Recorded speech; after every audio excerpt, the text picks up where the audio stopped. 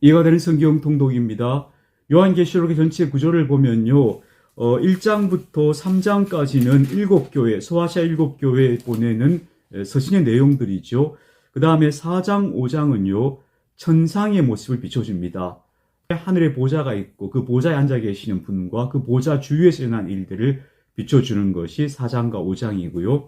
그 다음에 6장부터가 이제 장차 일어날 환란에 대한 이야기들을 예고하고 있습니다. 그 환란에 대한 이야기들이 요한계시록의 주된 내용이 되는데요. 크게 세 개의 장이 있습니다. 첫 번째 장은 7봉인입니다. 두루마리가 있는데 그 두루마리에 봉인이 도장이 7개가 찍혀 있는 겁니다. 그걸 하나씩 뗄 때마다 어떤 일이 일어나더라 하는 것을 묘사하고 있고요. 그 다음 두 번째 장은요. 7나팔입니다.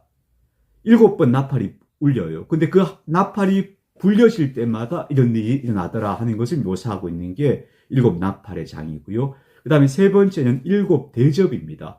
7개의 그릇이 있어요. 근데 그 그릇이 하나씩 엎어질 때마다 이런 일이 일어나더라 하는 것을 환상 속에서 보는 겁니다. 그래서 이 세 번에 반복되는 7봉인, 7나팔, 7대접 이 이야기가 요한계시록에 나오는 주된 내용이고요. 그리고 이제 마무리쯤에 가면은 다시 천상의 모습이 비춰지고 그리고 그 천상의 모습이 이 땅 위에 실현되어져 가는 그런 새하늘과 새 땅의 영광스러운 모습을 보여주면서 찬송으로 끝나는 것이 요한계시록의 구조라고 볼 수 있습니다. 앞에 도입부에는 편지, 서신의 이야기고요. 그 다음에 천상의 모습에 시작해서 그 다음에 7봉인, 7나팔, 7대접 그리고 다시 천상의 영광스러운 모습으로 마무리되는 이런 환상의 내용을 담고 있습니다. 요한계시록 3장입니다. 사대교회 사자에게 편지하라. 하나님의 7영과 7뼈를 가지신 이가 이르시되 내가 내 행위를 아노니 내가 살았다 하는 이름은 가졌으나 죽은 자로다. 너는 일깨어 그 남은 바 죽게 된 것을 굳건하게 하라. 내 하나님 앞에 내 행위의 온전한 것을 찾지 못하였노니 그러므로 내가 어떻게 받았으며 어떻게 들었는지 생각하고 지켜 회개하라. 만일 일깨지 아니하면 내가 도둑같이 이르리니 어느 때에 내게 이르는지 내가 알지 못하리라. 그러나 사대에 그 옷을 더럽히지 아니한 자 몇 명이 내게 있어 흰옷을 입고 나와 함께 다니리니 그들은 합당한 자인 영고라. 이기는 자는 이와 같이 흰옷을 입을 것이요 내가 그 이름을 생명책에서 결코 지우지 아니하고 그 이름을 내 아버지 앞과 그의 천사들 앞에서 시인하리라. 귀 있는 자는 성령이 교회들에게 하시는 말씀을 들을지어다. 빌라델비아 교회의 사자에게 편지하라. 거룩하고 진실하사 다윗의 열쇠를 가지신 이 곧 열면 닫을 사람이 없고 닫으면 열 사람이 없는 그가 이르시되 볼지어다 내가 내 앞에 열린 문을 두었을 때 능히 닫을 사람이 없으리라. 내가 내 행위를 아노니 내가 작은 능력을 가지고서도 내 말을 지키며 내 이름을 배반하지 아니하였도다. 보라 사탄의 회당 곧 자칭 유대인이라 하나 그렇지 아니하고 거짓말하는 자들 중에서 몇을 내게 주어 그들로 와서 내 발 앞에 절하게 하고 내가 너를 사랑하는 줄을 알게 하리라. 내가 나의 인내의 말씀을 지켰은즉 내가 또한 너를 지켜 시험의 때를 면하게 하리니 이는 장차 온 세상에 임하여 땅에 거하는 자들을 시험할 때라. 내가 속히 오리니 내가 가진 것을 굳게 잡아 아무도 내 멸류관을 빼앗지 못하게 하라. 이기는 자는 내 하나님 성전의 기둥이 되게 하리니 그가 결코 다시 나가지 아니하리라. 내가 하나님의 이름과 하나님의 성 곧 하늘에서 내 하나님께로부터 내려오는 새 예루살렘의 이름과 나의 새 이름을 그의 위에 기록하리라. 귀 있는 자는 성령이 교회들에게 하시는 말씀을 들을지어다. 라오디게아 교회의 사자에게 편지하라. 아멘이시오 충성되고 참된 증인이시오 하나님의 창조의 근본이신 이가 이르시되 내가 내 행위를 아노니 내가 차지도 아니하고 뜨겁지도 아니하도다. 내가 차든지 뜨겁든지 하기를 원하노라. 내가 이같이 미지근하여 뜨겁지도 아니하고 차지도 아니하니 내 입에서 너를 토하여 버리리라. 내가 말하기를 나는 부자라 부유하고 부족한 것이 없다 하나 내 곤고한 것과 가련한 것과 가난한 것과 눈먼 것과 벌거벗은 것을 알지 못하는 도다. 내가 너를 권하노니 내게서 불로 연단한 금을 사서 부유하게 하고 흰옷을 사서 입어 벌거벗은 수치를 보이지 않게 하고 안약을 사서 눈에 발라 보게 하라. 물은 내가 사랑하는 자를 책망하여 징계하노니 그러므로 내가 열심을 내라 회개하라. 볼지어다 내가 문 밖에 서서 두드리노니 누구든지 내 음성을 듣고 문을 열면 내가 그에게로 들어가 그와 더불어 먹고 그는 나와 더불어 먹으리라. 이기는 그에게는 내가 내 보좌에 함께 앉게 하여 주기를 내가 이기고 아버지 보좌에 함께 앉은 것과 같이 하리라. 귀 있는 자는 성령이 교회들에게 하시는 말씀을 들을지어다.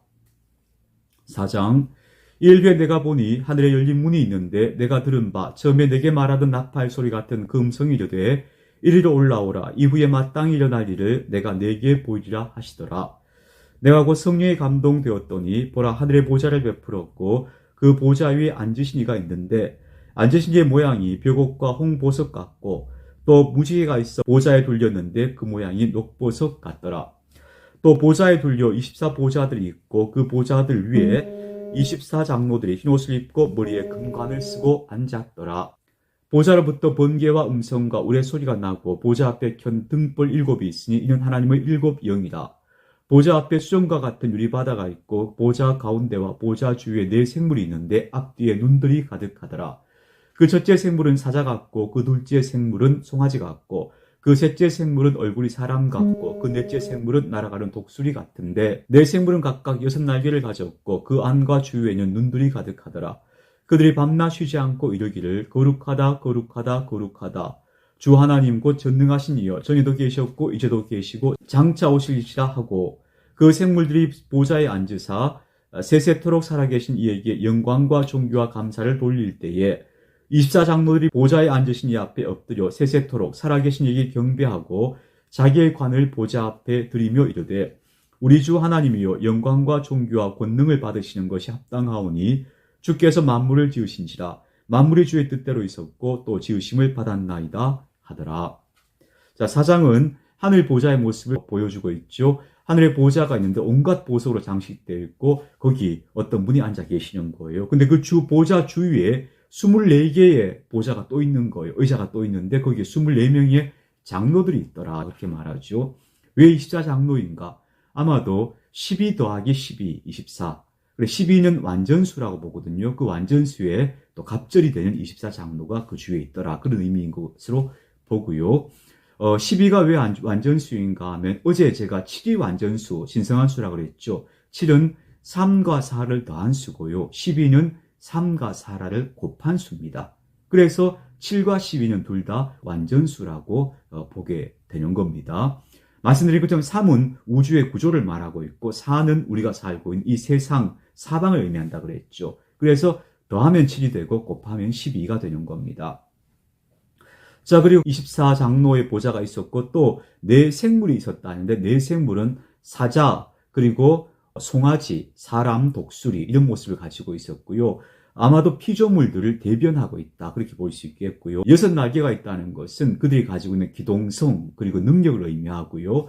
그들의 안팎에 막 눈들이 가득하게 있더라 하는 것은 무엇이든 볼 수 있는 그런 지식과 지혜의 능력을 가지고 있는 그런 생물들을 의미하는 것인데 그런 생물들이 하나님 앞에 보좌에 있는 거예요. 그러니까 하나님이 얼마나 위대하고 높은 분이시냐 하는 것을 묘사하는 방식인 거죠. 자, 5장입니다. 내가 보매 보좌에 앉으신 이의 오른손에 두루마리가 있으니 안팎으로 썼고 7인으로 봉하였더라. 또 봄에 힘있는 천사가 큰 음성으로 이르치기를 누가 그 두루마리를 펴며 그 인을 떼기에 합당하냐 하나 하늘 위에나 땅 위에나 땅 아래에 능히 그 두루마리를 펴거나 보거나 할 자가 없더라. 그 두루마리를 펴거나 보거나 하기에 합당한 자가 보이지 아니하기로 내가 크게 울었더니 장로 중에 한 사람이 내게 말하되 울지 말라. 유다 지파의 사자 다윗의 뿌리가 이겼으니 그 두루마리와 그 7인을 떼시리라 하더라.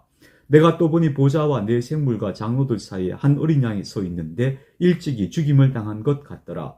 그에게 7뿔과 7눈이 있으니 이 눈들은 온 땅에 보내심을 받은 하나님의 7 영이더라. 그 어린 양이 나와서 보좌에 앉으신 이의 오른손에서 두루마리를 취하시니라. 그 두루마리를 취하심에 4 생물과 24장로들이 그 어린 양 앞에 엎드려 각각 검은고와 향이 가득한 금대접을 가졌으니 이 향은 성도의 기도들이라. 그들이 새 노래를 불러 이르되 두루마리를 가지시고 그 인봉을 떼기에 합당하시도다. 일찍이 죽임을 당하사 각 족속과 방언과 백성과 나라 가운데에서 사람들을 피로 사서 하나님께 드리시고 그들로 우리 하나님 앞에서 나라와 제사장들을 삼으셨으니 그들이 땅에서 왕노릇 하리로다 하더라. 내가 보고 들음에 보좌와 생물들과 장로들을 둘러선 많은 천사의 음성이 있으니 그 수가 만만이요 천천이라. 큰 음성으로 이르되 죽임을 당하신 어린 양은 능력과 부와 지혜와 힘과 존귀와 영광과 찬송을 받으시기에 합당하도다 하더라. 내가 또 들으니 하늘 위에와 땅 위에와 땅 아래와 바다 위에와 또 그 가운데 모든 피조물이 이르되 보좌에 앉으신 이와 어린 양에게 찬송과 존귀와 영광과 권능을 세세토록 돌릴지어다 하니 내 생물이 이르되 아멘하고 장로들은 엎드려 경배하더라. 5장에 나오는 두루마리와 인봉이라는 것은요, 당시 성경 기록된 시대를 살고 있던 사람들은 양 가죽을 이렇게 종이로 썼죠. 양 가죽을 무두질을 해서 이걸 쭉 이렇게 펼쳐서 붙이는 겁니다. 그래서 이걸 말아서 두루마리를 만들어서 거기다가 이제 글을 쓰는 거예요. 근데 어떤 중요한 문서 같은 경우에는 그 두루마리를 함부로 열어보지 못하게 하기 위해서 그 두루마리가 펼쳐지는 부분에다가 봉인을 해요. 봉인이란 게 그 밀랍 같은 거 있죠. 밀랍 같은 걸 녹여서 거기다가 딱 붙는 거예요. 보면 여기에 이제 딱 붙으면서 굳어지잖아요. 그럼 굳어지기 전에 거기다가 자신을 상징하는 도장을 거기다 딱 눌러 찍어요. 그러면 그 도장이 찍힌 상태로 밀랍이 굳어서 딱 봉인이 되는 거예요. 그 봉인이 두루마리에 7개가 찍혀 있더라는 거예요. 대개 이런 경우는 어떤 경우인가 하면 그 7사람이 다 와야 그 봉인을 뗄 수 있는 거예요. 그런 이제 중요한 문서 같은 경우는 그런 식으로 봉인을 하는 거예요. 근데 지금은 환상 속에서 큰 두루마리가 있는데 그 두루마리에 7개의 봉인이 찍혀 있는 거예요. 근데 그 두루마리의 봉인을 뗄 사람이 없어서, 뗄 자격을 가진 사람이 없어서 슬퍼하는데 그때 자격을 가지신 분이 나타나는데 그분이 바로 누군가 하면 죽임을 당하신 어린 양인 거죠. 예수님인 거예요. 죽임 당한 어린 양이. 그 예수님이 7봉인을 다 뗄 권한과 권세를 가지고 있는 분인 거예요. 그래서 그 봉인을 하나씩 뗄 때마다 세상에 격변이 일어나더라 하는 이야기를 이제 6장 이후에서 하게 되는 거죠.